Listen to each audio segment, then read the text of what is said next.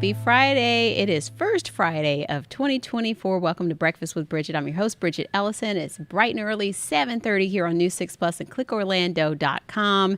And we're waking up a little chilly this morning. What are you chewing on, Candace? Good morning. I see Me. you. There you are. I See know. me. I wanted to catch you. Take your time. Take your time. It's a polio cheese stick. Ooh, yummy, yummy. Yeah, I woke up and I said, I was cold yesterday and I said, Yeah, I'm going to put the sweater on today, but you said it's going to warm up a little bit later. it is. It is. But by that time, you'll be heading home already. By that point. Okay. So we Yeah. got, Anyways, we got rain coming too. that's gonna be the big story. As we head into tomorrow. Today, it's gonna be just a great day. Temperatures gonna be in the low 70s. We're starting off nice and cool, so certainly sweater will be needed as you're running out the door in the next hour or so. But then it's gonna be one of those days you'll kind of shed off the layers. It'll be nice and warm in the sunshine. Just if you ask me, the perfect Florida weather is sunny in the low 70s, It right? That's is. It to me, that's is. perfect. It So we're is. going to have a really nice day today as temperatures are going to be right there. But as we head into Saturday, we're going to see a big shift in our weather pattern. So we had kind of some soggy conditions come Monday. Remember, we had some of those scattered showers into Tuesday. Now we're going to be watching more of a threat for some strong storms. The next two fronts are going to bring a round of some strong storms, potential for severe weather. So we'll break that all down coming up. Because, hey, it's the weekend. A lot of people have stuff going on. You said it's the first Friday of the year. It's the Right. first Saturday of the year. A lot of people have plans. And unfortunately, it looks like rain chances will be on the rise. We're up to about an 80% chance, so a Eh. really good chance of rain across the area. Then we'll dry out a little bit come Sunday and Monday. So if you have outdoor plans, I know we have a lot of runners who are getting ready for the big marathon this weekend. Weather should be good for the marathon runners Sunday and into Monday, and then another round of strong storms back into the forecast for your Tuesday. So again, like we were just talking about, Bridget, it's going to be just a nice day. Temperatures are going to be in the low 70s today. Still tons of sunshine. Nice day to maybe take the bike out, enjoy the day with the kids if they still have no Yeah. school. 63 will be your overnight low. So as we were talking, sweater weather this morning and down in the 40s. Later on tonight, it's going to be a much warmer night. We have cloud cover. It's going to be acting like a blanket. Rain chances will be about 20%. But this is kind of the wider view of what's going on. We have Saturday's storm system kind of setting up right now across areas of Four Corners. You can see scattered showers, some storms, some rain, some snow as well, all associated with this. Now, if you have any travel plans up the eastern seaboard come Saturday, even into the northeast, this system is going to be making a mess for many folks up and down the East Coast. With us here in Central Florida, we're going to be watching the tail end of that front. It's expected to arrive on our doorstep across our northern counties by the morning after about sunrise, and then moving from northwest to southeast throughout the day. It could be bringing some heavy downpours, damaging wind gusts, as well as the potential for small hail in the forecast. Very low risk for tornadoes, but it is something we need to talk about. So here's our clouds and rain forecast by 2 o'clock today. Again, great afternoon. The big story is not about today. You can see that warm front kind of moving through, bringing in more cloud cover. It'll be a little more humid the moment you walk out the door early tomorrow morning. But then here comes all the rain and storms. Widespread threat moving in across northern Marion County into Flagler County by about 9 o'clock in the morning. That threat pushes further south and east by about 8 to 10 o'clock up and down the I-4 corridor. With that comes, again, heavy amounts of rain. Now, we will continue to see that threat for some strong storms till about 1, 2 o'clock, and then the front comes through. Now, modeling is holding on to this front, turning more stationary just to our south. And if it does so, it could pick up a couple scattered showers. But I think for the most part, most of our rain will be done with by late Saturday afternoon and into the early evening. So again, for the full marathon runners on Sunday morning, we should be good to go. So here's your 7-day forecast. It is going to be a weather alert day because of that threat for severe weather. On Saturday, we'll dry out a bit on Sunday, bringing with it a few scattered showers late Monday and into Tuesday. That's when we will watch the approach of that next front rolling in. Coverage right now up to about 70%. The Storm Prediction Center, which tends to send out their severe weather outlooks, giving all of Central Florida about a 15% chance for another round of strong storms. So if they're predicting it that far out, they're very conservative at the storm center there, storm prediction center. So if they're giving it already a 15% of severe weather, there's a pretty much a likely chance that we'll be more under a slight risk. So tomorrow is a marginal risk, so a scale from 1 to 5, Bridget. Come Tuesday, it might be more of a level 2, which is more of the concerning severe weather threat. Again, that will be on Tuesday. So keeping the pinpoint weather app handy, staying weather aware, and just kind of planning some indoor activities, at least for the first half of your Saturday. I know a lot of people tend to have, outdoor plans. They want to go picking for strawberries. It's that time of the year. We've got birthday parties, a lot of things going on. So Yeah, all unfortunately, it those looks like practices, kids sports practices yes, all that's starting to ramping kind of up. gear back up after the holidays. So just do be aware that it's going to be kind of dicey for the first half of Saturday at least.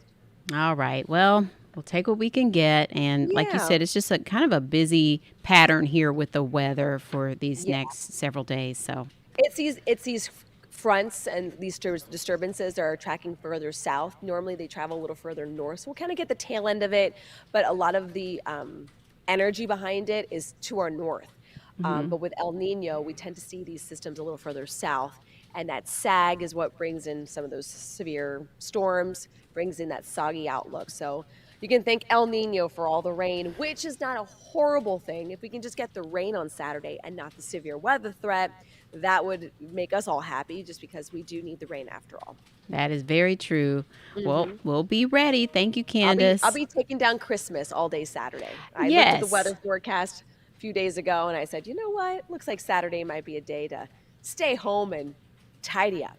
I know. And, it comes in steps. So I think Yes. mine will Have be you a started taking slow. things down yet? They're not ready yet. You and I were hmm talking about how, Three Kings is this weekend. So then, Right. once we get past that, and then most people start thinking about taking everything down. So we'll probably start working on it this weekend, and Same. then maybe by the following weekend we'll be finished. We'll see.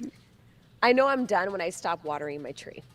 Oh yes, I yes. walked by it today and going, I can't remember the last time I watered it. My Does it still poinsettias smell? look sad. It does still smell. Okay, I got a really good one this year. nice. This year. That's Some nice. years, it's hit or miss with live trees, Oh which is why yeah, people go artificial. oh yeah. And those pine needles keep popping up, but you have a new vacuum, so you'll I be do have a good to new go. vacuum, so bring me all the pine needles. Right. Suck it all up. All right. Yeah. So yeah, Saturday sounds like a good stay in and clean day. At least that's probably what Yeah. I'm headed toward. But that's not bad. All right. Yeah, Well, tell thank you, the kids to Candace. wake so that when there's a little trick that I learned. Tell them, wake me up, because when we wake up on Saturday, we'll clean the house and you'll realize how quiet it'll be. Oh, very hmm nice reverse psychology. I'm going to take notes on that one. You're welcome. I'll You're try it. welcome. I'll let you know if it works. Deal. See you later. All right. Thanks, Candace. A few headlines to get to this morning, some tough ones, but there's been another school shooting, unfortunately. Maybe you've heard about it. This one happened in a small town in Iowa.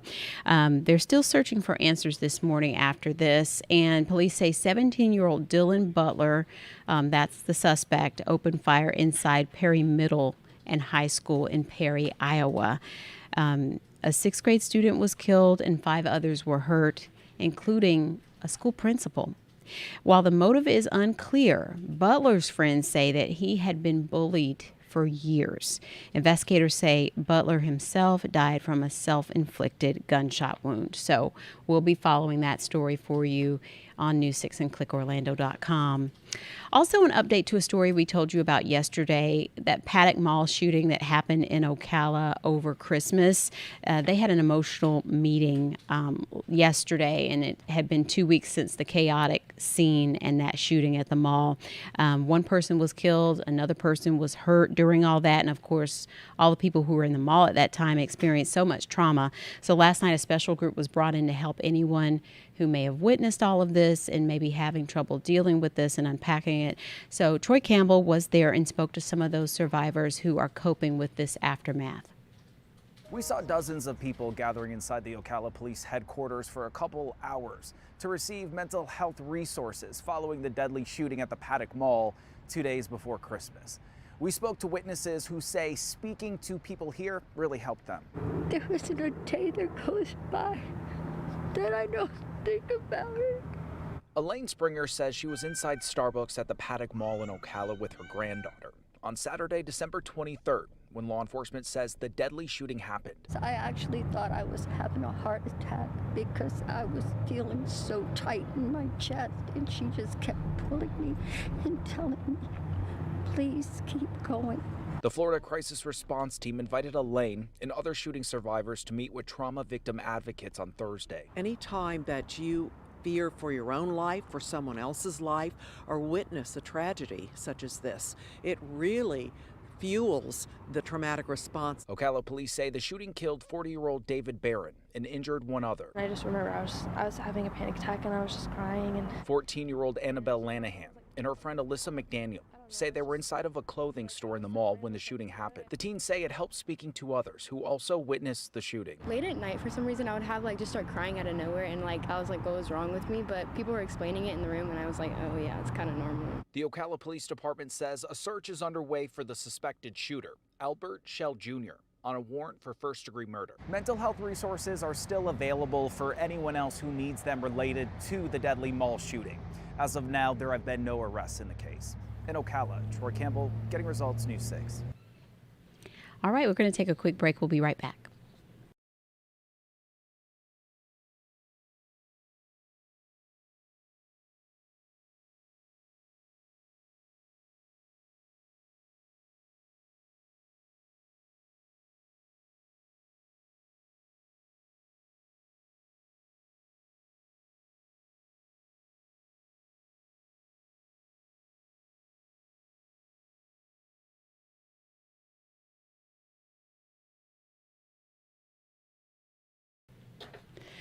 All right, welcome back. It is 7:42, and we have Corey Murray in the house with us again on this Friday. Happy Friday, Corey.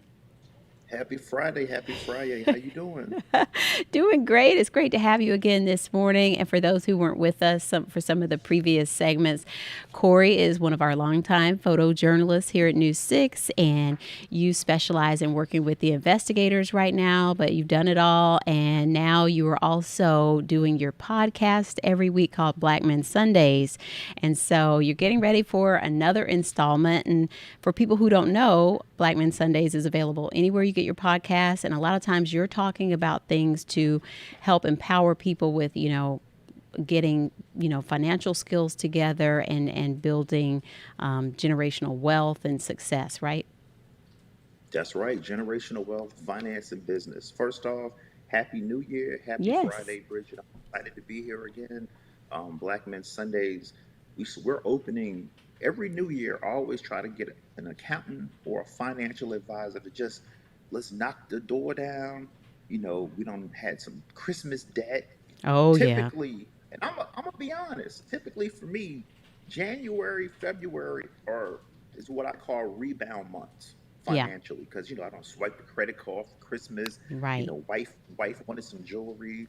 Right. I even a few brothers and sisters in our community, I made taking care of their Christmas for them just to make life better. Right. Because Lisa Bell gave me some inspiration. She said, Corey, make lives better for others. So I said, you know what? That's my New Year's resolution. So let's get to it. Black Men Sundays, I have Nelson Simmons. This brother here is a budgeting coach. He's actually my financial advisor as well, because I need one. I'm one of those what they call emotional spenders. Oh, yeah. Shopping therapy is what we call it. Yeah. Yeah, but I'm emotional. So if I see a stock that I may invest in and it plunges, I'm running. I may get in a little financial jam. You know what? I might take some money out of my mutual fund to fund my jam where, now my financial advisors, hold on, Corey. Don't do that. So that's right. So we have Nelson Simmons. Big topic. How can I become a millionaire in 30 years? Now we're talking about the everyday millionaire. We're not talking about you hit the jackpot and you became a millionaire, or you inherited millions. We're talking about everyday workers like me and you. How can we become a millionaire in 30 years? We also talk about how you can hinder yourself from becoming a millionaire. So I kind of set the stage up when I gave my example. I've hindered myself from becoming a millionaire because I've taken money out of mutual funds before. So the whole topic is the simple everyday millionaire game plan. Because when I've interviewed a lot of millionaires on Black Men Sundays, and a lot of them tell me, they basically work their 9 to 5, Mm-hmm. and it's all about how they invested their money. So we go over techniques, we go over the backdoor Roth strategy. If you don't know what that is, tune in to Black Men Sundays.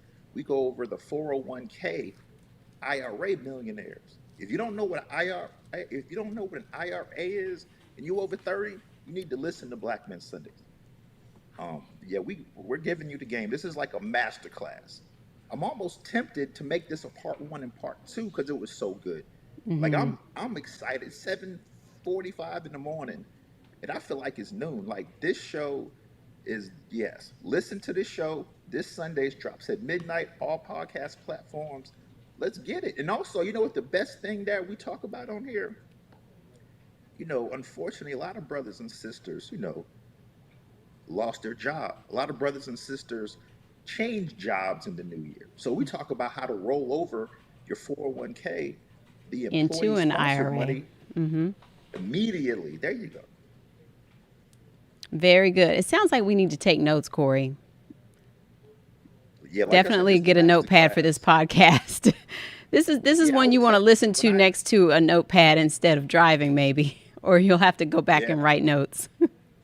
definitely, because this is one of those shows. Like when I was editing, luckily for me, I get to host it, I get to write it, I get to do the interview, and I get to edit. But the best part about editing is I can kind of play it back. And I was taking my own notes. I was like, wow. Like, so yeah, this is the show. It drops on all podcast platforms, Black Men Sundays. Check it out. How to become a millionaire in 30 years. There we go.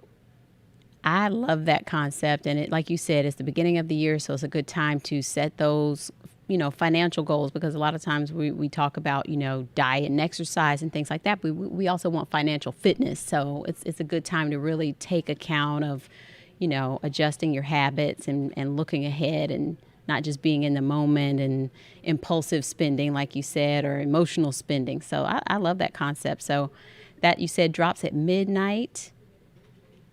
Yep, midnight Sunday. And Black Men Sundays. That's right. we can sign up also on clickorlando.com. You have a link there as well to find it.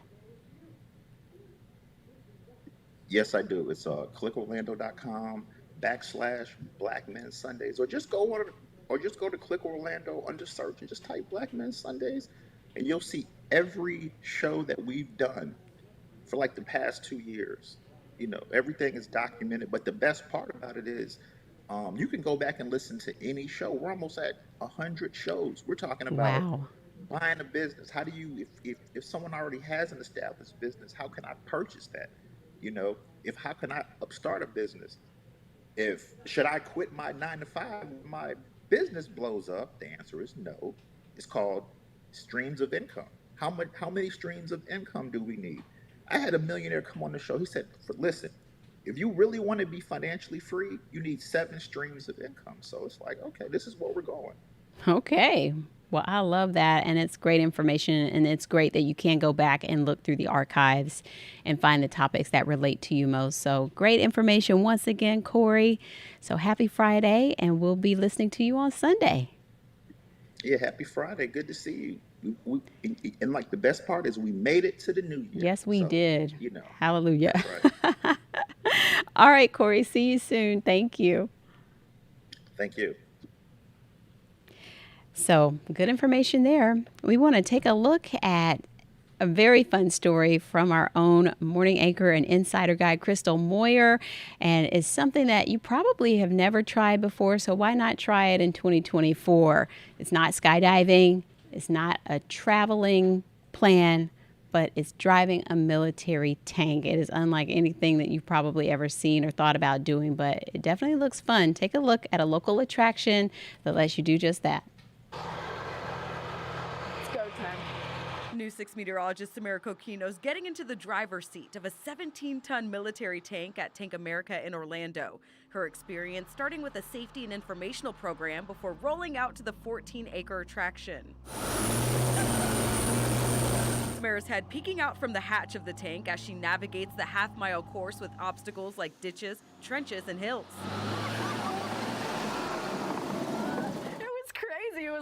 wild, honestly.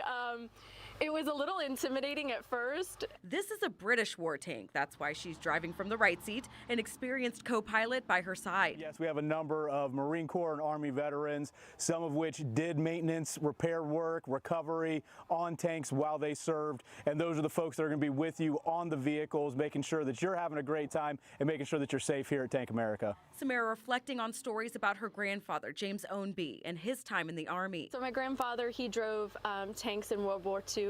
It's just a cool experience. I can't imagine what it's like, you know, being in combat, trying to think about driving this thing. Tank America owner John Kinney says the attraction has a fleet of 9 British tanks, and they don't get the best mileage. Well, we're getting about 9 miles per gallon currently on the tanks, which really isn't too bad. Kinney says it's the car crush that attracts many of his customers. It gives you like this rush of adrenaline, honestly. It's a lot of fun. Here at Tank America, no experience is necessary to take a trip on this tank. If you're wondering how much it costs to drive a tank, the basic package will run you about $300. I posted more information about Tank America and the experiences we had on clickorlando.com/insider. In the studio, Crystal Moyer, getting results, News 6. Didn't that look fun? I told you it did. So that is a very unique adventure that you can take right here in Central Florida. You know, we always have stories in the news about our pets, and this one is a little interesting. State lawmakers are considering an idea to ban the sale of bunnies and rabbits during certain times of the year. And it's all because of how sales spike around Easter time, and then many times these animals are abandoned, and it causes a nuisance problem, and of course is a bit inhumane. So Ginger Gadsden is taking a look at a little bit more details on this proposed legislation. When I was driving down the blocks of the street, there was bunnies everywhere in every yard. It happened in Avalon Park in 2022, and more recently in Tampa and South Florida. Bunnies here, bunnies there. Turn 2 rabbits loose in a neighborhood, and you can have dozens of rabbits in a matter of months. Most rescues will report that they see a big intake or uptick in intake requests and dumps right after Easter. Rabbits tend to be an impulse buy. House Bill 701 would ban rabbit sales at pet stores in March and April. Stores would also be forced to microchip the pets, and a total ban on rabbit sales at flea markets or along the side of the road. State Representative Catherine Waldron has already filed the bill in the Florida House. My goal will be to find bipartisan support for this and see if we can get it on the agenda. She already has the support of animal advocates like Kathy Harder from Orlando Rabbit Care and Adoption. It's shifting the responsibility of unwanted rabbits back to the people that are selling them. Very interesting. So we'll be watching to see what happens with that. We have a special shout out for a member of the News 6 team here at WKMG. We want to wish a very happy anniversary to our own Frank Torbert, celebrating 42 years. There he is. And we just want to spotlight him because 42 years is just an amazing blessing. He's our director of technology, and, you know, he keeps things running. He keeps us safe and always vigilant. Him and his team working hard around the clock here at WKMG, and he gets results every day, keeping us on air, troubleshooting, and, you know, technology is always changing. So Frank and the team are awesome, and we really love him and appreciate him. So congratulations, Frank, on 42 years. And we hope many, many, many more. And Happy New Year to you. So we appreciate you joining us this morning for Breakfast with Bridgett. Hope you have a great weekend. Like Candace said, make those rainy day plans for tomorrow, or make, you know, the adjustments to work around it if you do have a lot of things to get done tomorrow. And keep an eye to the skies. Use that News 6 Pinpoint Weather app if you need to check the radar anytime where you are. And let us know if you want to see anything on Breakfast with Bridgett. We like to have guests on to talk about things happening in the community and different issues. So we'd love to hear from you. You can email me at bwb@wkmg.com anytime. Kathleen Winningham, my producer here to my right, she gets those emails. I get those emails. So we would love to hear from you. We'll be back bright and early on Monday at 7:30. We'll see you then. Have a great weekend. Take care.